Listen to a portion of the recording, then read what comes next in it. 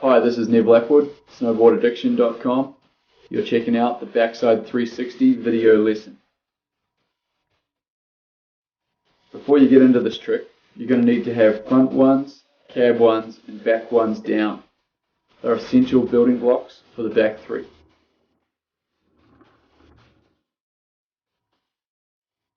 A backside 360, or any backside spin, is where the back of your body will be facing downhill during the first 180 of the spin. The first thing you need to feel is how the body rotates at 360, and the best way to do this is jumping on flat ground with the board off. Wind up, jump off both feet, and simultaneously release the body's momentum into the backside direction. You can do this anywhere, however I find it most useful right in front of the jump you wish to hit. This makes it easy to visualize your trick as if you have your board on.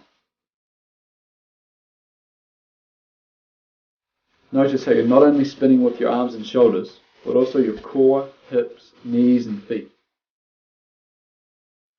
It's really a full body movement that helps you spin smoothly.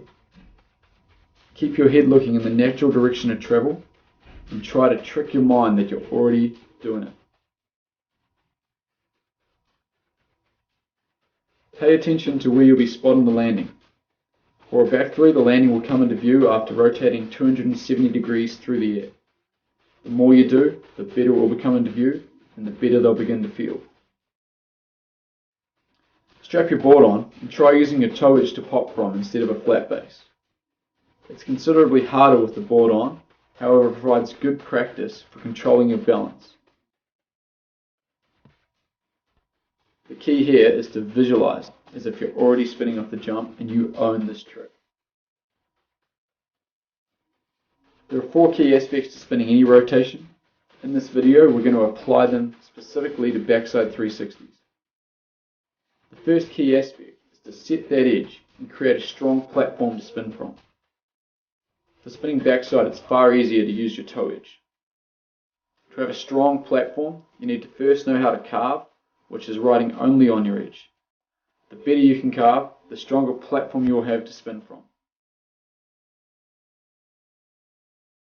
Before you master back threes on straight jumps, do a bunch of little side hits such as this one. You can go as big or as small as you want, and there are absolutely no consequences if you slam. The best part about this little side hit is you don't need to think about creating a platform to spin from because you're already on your toe edge to hit the jump. When it comes to back threeing straight jumps, your line of entry becomes very important. Do a few straighties first to get the speed dial, then use the same speed when spinning the three. We need to leave the lip of the jump straight so that we travel in a straight direction while in the air. However, as we're carving up the wedge of the jump on our toes, our board will already be turning in the backside direction, so we need to start a toe edge carve from the side of the jump. There's a point I like to call the setup point, which is the position of flat ground between the downhill run-in and the uphill wedge of the jump. As we pass through the setup point, we should be slightly to the side of the jump so that we can carve up the lip to leave in a straight direction.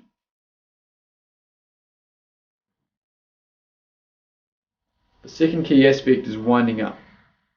You wind up in the opposite direction you wish to spin, so that as you pop off the lip, you can release that momentum into the desired direction. The wind up begins just as you pass through the setup point and uses the arms, shoulders, hips and knees.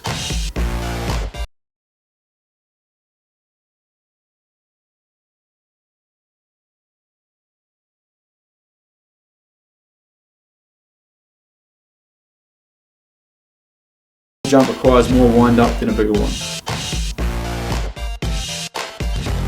A common mistake is to wind up too early. Try to avoid winding up earlier than the setup point.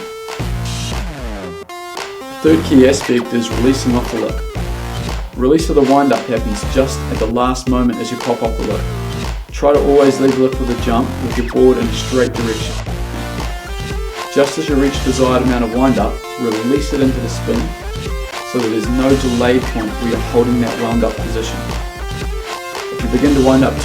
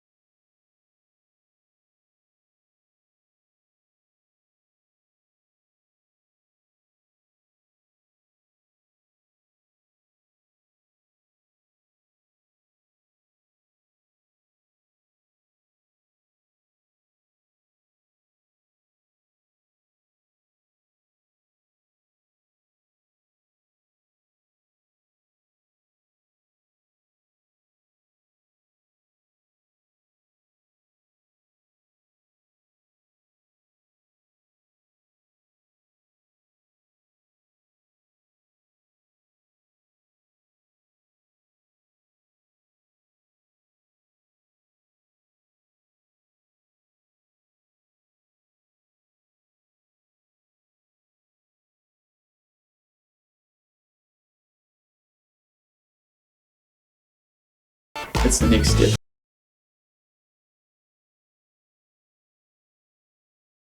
This is Nev Lapwood, snowboardaddiction.com. Have fun.